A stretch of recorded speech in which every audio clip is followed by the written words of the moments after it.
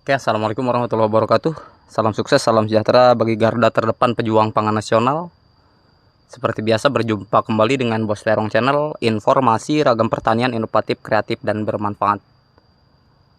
Kali ini saya sedang melaksanakan panen ya teman-teman, tapi tanpa sengaja alam menyediakan berbagai macam kekayaan alam. Salah satunya adalah di kebun cabai terdapat madu ya teman-teman. Ini madu murni seperti ini. Ini ada di bunga-bunga cabai ya teman-teman. Setiap hari ada yang menghisap nektar. Pas begitu pertama kali ada keponakan yang memang cenderung dia paham terhadap madu ya teman-teman, sehingga beliau langsung mengambil sarangnya tersebut ya teman-teman. Jadi memang di kebun cabai ini hanya sebagian yang ketemu ya teman-teman. Kalau dicari lagi pun madu seperti ini masih banyak di kisaran kebun cabai yang saya miliki ya teman-teman. Jadi memang luar biasa kekayaan alam kita sambil panen cabai, dan ternyata madunya pun bisa kita hasilkan ya teman-teman. Jadi kalau ada lebah yang kemudian mencari nektar di bunga-bunga cabai yang kita miliki, tentunya kita tidak boleh mengganggunya, dan ternyata memang di kisaran sekitar kebun cabai itu banyak madu ya teman-teman. Saya sendiri memang kurang paham terhadap madu, tapi memang madu seperti ini khasiatnya bagus untuk kesehatan, dan ini kebun cabainya pun sedang melakukan panen sampai disengat seperti ini keponakan saya teman-teman. Jadi kita sambil melakukan proses panen cabai, madunya dapat, panen cabainya pun dapat. Tapi ada satu hal yang mungkin pada kesempatan hari ini tidak hanya sekedar mereview sambil panen, tetapi kita sambil tata cara saya dalam melakukan proses trik di musim hujan ya teman-teman. Jadi di musim hujan itu yang pertama, cabai hentikan dulu proses pemupukan secara makro. Kita lakukan saja secara foliar, artinya hanya secara di spray. Kita bisa menggunakan pupuk organik cair, atau kita bisa menggunakan hanya di spray saja.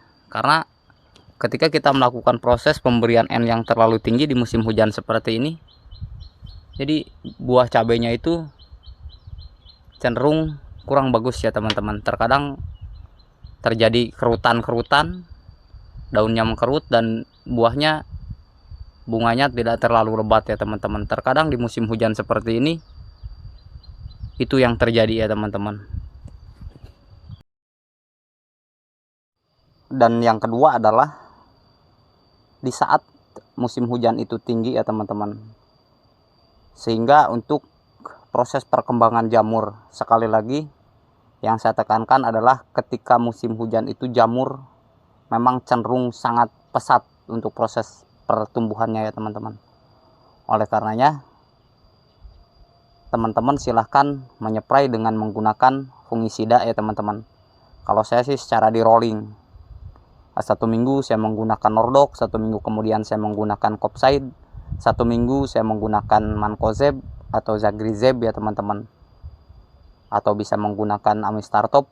Banyak merek dagang tentunya. Kenapa kemudian saya merollingnya? Karena kalau saya rolling itu cenderung salah satu keuntungannya nanti ketika jamur itu kebal terhadap suatu fungisida, dengan menggunakan merek lain maka jamur tersebut bisa kita tanggulangi ya teman-teman. Dan kemudian kenapa di musim hujan tidak melakukan proses pemberian fungisida antrakol ya teman-teman. Antrakol itu sekali lagi saya tekankan, jadi untuk antrakol itu silahkan teman-teman berikan di saat musim kemarau. Jadi efek antrakol itu kan sekali lagi sudah saya jelaskan pada video sebelumnya pun, bahwa antrakol itu efeknya dingin. Sehingga dingin dengan dingin tentunya untuk proses perkembangan jamur itu kurang bagus ya teman-teman. Sehingga hentikan dulu proses pemberian antrakol, gunakan Mancozeb atau Zagrizeb, itu cenderung memberikan efek hangat. Sehingga kalau melakukan proses pemberian fungisida di musim hujan dengan Zagrizeb atau Mancozeb, itu akan memberikan efek hangat ya teman-teman. Dan tentunya jamur bisa kita kendalikan. Dan memang ini adalah proses panen ke-6 kalinya ya teman-teman. Proses panen ke-6 kalinya. Untuk kondisi buah cenderung alhamdulillah masih bagus. di posisi 2.500 batang tanam kurang lebih ya teman-teman. 2.500 batang tanam itu kalau dirata-ratakan berarti untuk satu kali panen itu 95 kg ya teman-teman. Tidak mendapat 1 kuintal, karena memang sekali lagi yang saya tekankan, kita melakukan proses pemanenan itu 14 hari sekali, dan kemudian kita memetiknya pun hanya yang sudah tua saja. Jadi ciri-ciri buah cabai yang sudah tua dan siap kita petik untuk Pelita 8F1 itu ya tentunya warnanya hijau pekat, dan kemudian kalau kita tekan itu cenderung keras. Itu yang pertama. Kemudian yang kedua adalah antena di ujung batang, buah. Di ujung buahnya itu kan ada antena hitam ya teman-teman. Ketika antenanya itu sudah lepas, itu tandanya bahwa buah cabai yang kita miliki siap untuk melakukan proses pemanenan.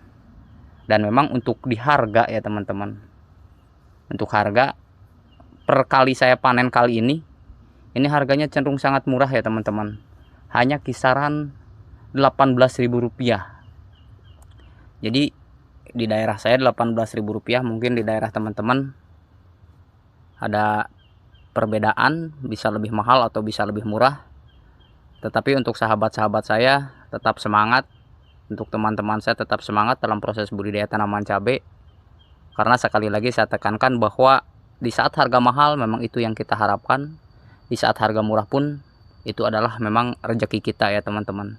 Dan penting diingat bahwa untuk jenis tanaman cabai adalah tanaman jangka menengah, sehingga untuk harga mahal dan murah biasanya kita tetap kebagian ya teman-teman. Dan tips berikutnya adalah ketika di posisi harga murah seperti ini ya teman-teman, biasanya saya melakukan proses penjualan terhadap tukang sayur keliling.